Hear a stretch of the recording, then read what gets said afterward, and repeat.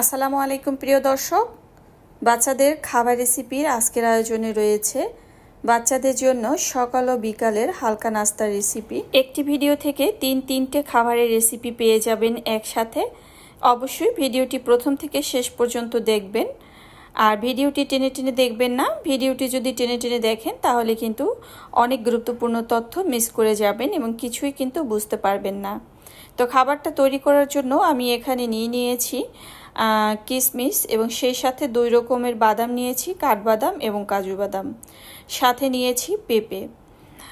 আর যেহেতু এখন প্রচণ্ড গরম এবং পেট ঠান্ডা রাখতে পেঁপে কিন্তু খুবই গুরুত্বপূর্ণ একটা খাবার। এই খাবারটা যদি আপনি বাচ্চাকে এভাবে সকালে নাস্তায় দেন বা বিকালের হালকা নাস্তায় বা মধ্য দুপুরে, যখন দেখা যায় বাচ্চার সকালে নাস্তা খাওয়ার পরে একটা দুপুরের খাবারের আগে ঠিক টাইমে যখন একটা ক্ষুধা অনুভব হয়, ঠিক সেই সময় এরকমের খাবারের দিয়ে তৈরি করে বাচ্চাকে কিন্তু খাওয়াতে পারে। তো এখানে আমি পেঁপের যে উপরের ছোলকাটা রয়েছে সেটা কিন্তু খুব ভালোভাবে ফেলে দিতে হবে।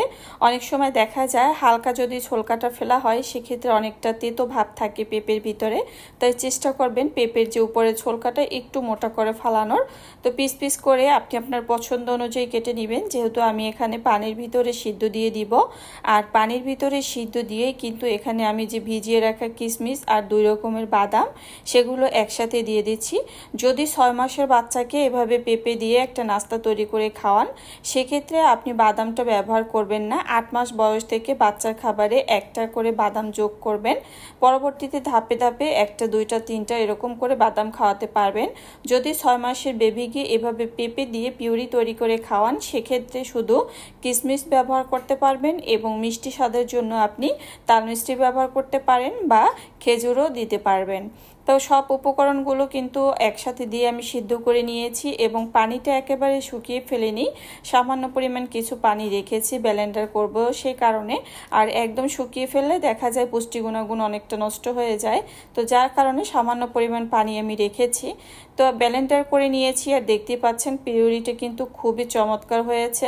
আর 6 মাস থেকে বেবিরা কিন্তু খুব সুন্দরভাবে এই খাবারটা খেয়ে নিতে পারে। আপনি যদি চান এখানে ফর্মুলা দুধ মিশিয়ে কিন্তু বাচ্চাকে খাবারটা খাওয়াতে পারেন। এরপরে চলে আসলাম দ্বিতীয় রেসিপিতে। বাচ্চাদের খাবার রেসিপির আজকের আয়োজনে রয়েছে খুবই হালকা পাতলা একটা নাস্তা রেসিপি। প্রিয় দর্শক, বাচ্চা যখন দুপুর থেকে রাত এই লং টাইমে যখন খেলাধুলা করে, তখন দেখা যায় বাচ্চাদের কিন্তু খুবই ক্ষুধা লেগে যায়।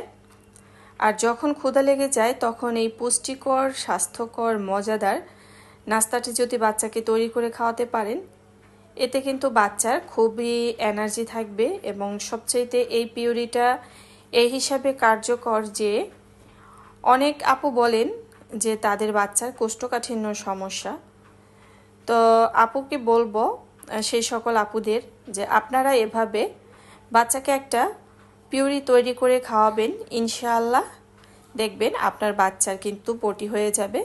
তবে মনে রাখবেন, বাচ্চাকে এই পিউরিটা তখনই তৈরি করে খাওয়াবেন যখন বাচ্চার ক্ষুধা ভাব থাকবে, ঠিক তখনই এই পিউরিটা খাওয়াবেন।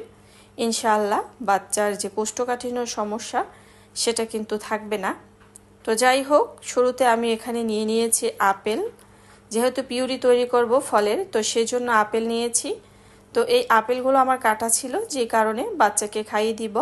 তো আপনারা তো জানেন যে আপেল কিছু সময় কেটে রাখলে কিন্তু সেটা লাল হয়ে যায়, আর কিছুই না। তো যাই হোক, এখানে আমি আপেল কেটে নিয়েছি। এরপরে এর সাথে আমি আরও একটা যোগ করব, সেটা হচ্ছে গাজর। এখানে গাজর আমি দিয়ে দিব পিস পিস করে কেটে, এমনভাবে কেটে নিব যেন খুব সহজেই সিদ্ধ হয়ে যায়। যদি মোটা করে কাটা হয় তাহলে সিদ্ধ হতে একটু সময় লাগবে, আর পাতলা করে কেটে দিলে খুব সহজেই সিদ্ধ হয়ে যাবে। আর এভাবে যদি একটা নাস্তা পিউরি তৈরি করে দেন বাচ্চাকে, বাচ্চা কিন্তু খুবই মজা করে খাবে এবং এটা খেলে খুব সহজে দ্রুত হজম হয়ে যায়। এবং দ্রুত হজম হয়ে যাওয়ার পরে বাচ্চা যখন খেলাধুলা করবে, তখন কিন্তু সে রাতে যে খাবার খাবে তার জন্য কিন্তু আবারও ক্ষুধা তৈরি করবে। তো এখানে আমি একটা মিষ্টি আলু নিয়েছি। তো মিষ্টি আলু তো বাচ্চার স্বাস্থ্যের জন্য খুবই উপকারী। সবচাইতে মিষ্টি আলু হচ্ছে বাচ্চার ওজন বাড়াতে কিন্তু বেশি সাহায্য করে। আর এই খাবারের অধিকাংশ কিন্তু আঁশ আর ফাইবার রয়েছে। অনেক সময় দেখা যায় ছোট বাচ্চার কিন্তু কোষ্ঠকাঠিন্য থেকেই থাকে, আমার বাচ্চা যে ব্যতিক্রম তা কিন্তু না। তো এভাবে যদি ওকে তৈরি করে খাওয়াই তাহলে দেখা যায় ওই সমস্যাটা কিন্তু আর থাকে না। তো এই তো আমি গ্রেট করে রাখা আপেল, গাজর আর মিষ্টি আলু দিয়েছি। তো এগুলো এভাবেই সিদ্ধ হবে। আর সেই সাথে এখানে আমি আরও 2-3টা কাঠবাদাম দিয়েছি। আর মিষ্টি স্বাদের জন্য এখানে আমি খেজুর দিয়েছি। আর খেজুর যেহেতু আঁশ সমৃদ্ধ একটা খাবার, এটা তো বাচ্চার স্বাস্থ্যের জন্য খুবই উপকারী। তো যদি বাচ্চাকে 6 মাস থেকে খাওয়ান সেক্ষেত্রে বাদাম আর খেজুর চাইলে দিতে পারেন, তবে বাদাম দেওয়ার দরকার নেই। বাদাম 8 মাস থেকে দিতে পারবেন।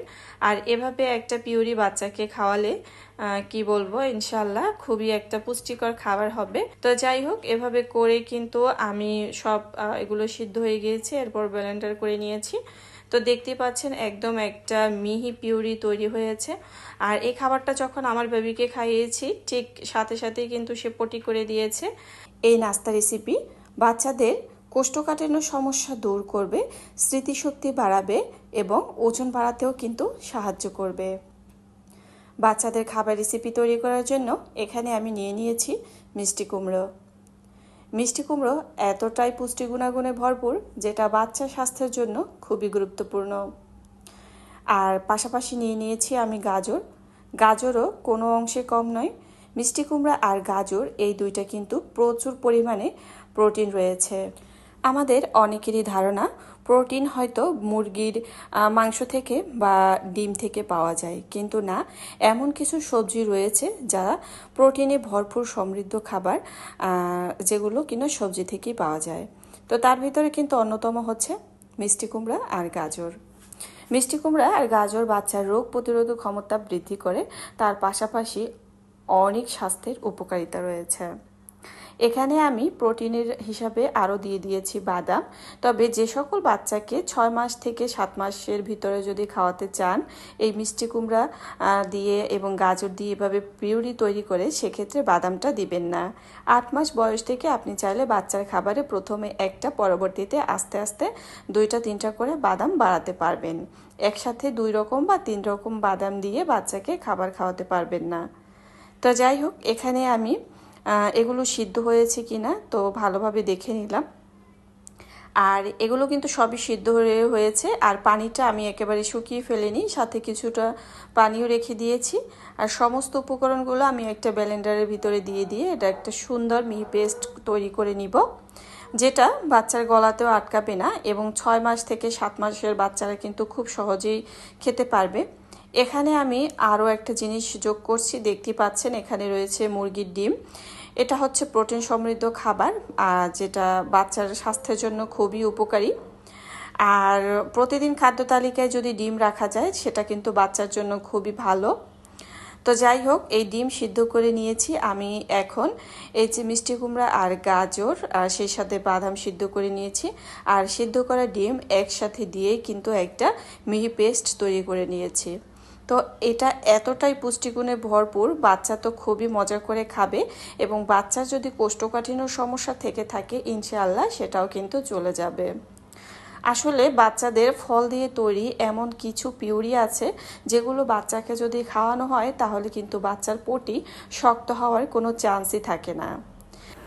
এতক্ষণ সাথে থাকার জন্য অসংখ্য ধন্যবাদ। আল্লাহ হাফেজ।